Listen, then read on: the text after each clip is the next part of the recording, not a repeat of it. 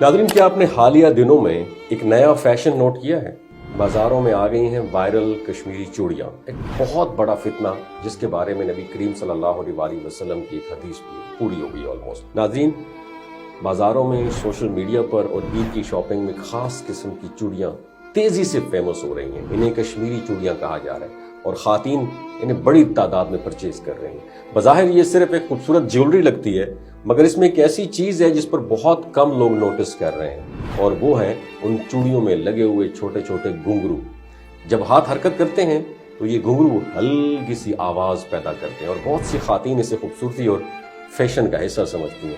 But यहाँ पे एक सवाल पैदा होता है, क्या इस्लाम में ऐसी आवाज़ पैदा करने वाली जीनत के बारे में कोई गाइडेंस मौजूद है? नाज़रीन, इस्लाम ने औरत को ज़ेब व ज़ीनत की इजाज़त दी है, मगर उसके साथ कुछ हदूद भी मुकर्रर की हैं ताकि हया और वक़ार बरकरार रहे। कुरान पाक में सूरह नूर आयत नंबर 31 में अल्लाह ताला फरमाते हैं, और अपनी ज़ीनत को ज़ाहिर न करो।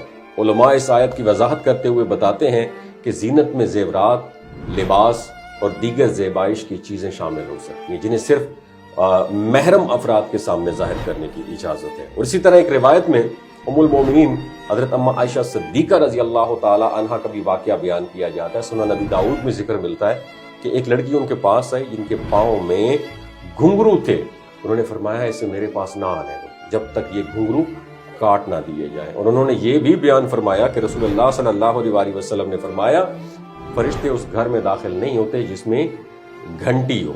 ये डिजिटल घंटी नहीं, वो वाली घंटी। और ये रिवायत हमें इस बात की तरफ भी अट्रैक्ट करती है कि इस्लाम में ऐसे ज़ेवरात या अशिया से एहतियात की तालीम दी गई है जो गैर ज़रूरी आवाज़ पैदा करे और अट्रैक्शन का सोर्स बने।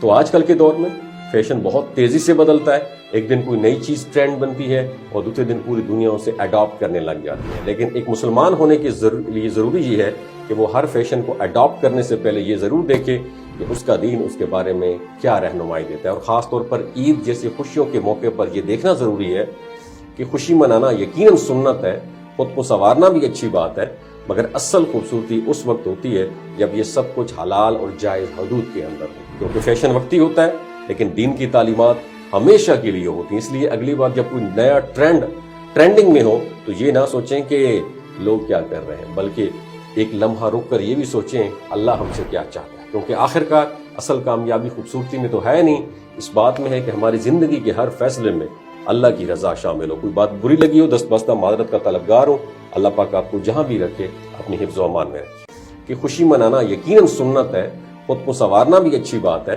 मगर असल खूबसूरती उस वक्त होती है जब ये सब कुछ हलाल और जायज़ हदूद के अंदर हो। क्योंकि फैशन वक्ती होता है लेकिन दीन की तालीमात हमेशा के लिए होती हैं। इसलिए अगली बार जब कोई नया ट्रेंडिंग में हो तो ये ना सोचें कि लोग क्या कर रहे हैं, बल्कि एक लम्हा रुक कर ये भी सोचें अल्लाह हमसे क्या चाहता है। क्योंकि आखिरकार असल कामयाबी खूबसूरती में तो है नहीं, इस बात में है कि हमारी ज़िंदगी के हर फैसले में अल्लाह की रज़ा शामिल हो। कोई बात बुरी लगी हो, दस्तबस्ता मादरत का तलबगार हो, अल्लाह पाक आपको जहाँ भी रखे अपनी हिफ्ज़ व अमान में रखे।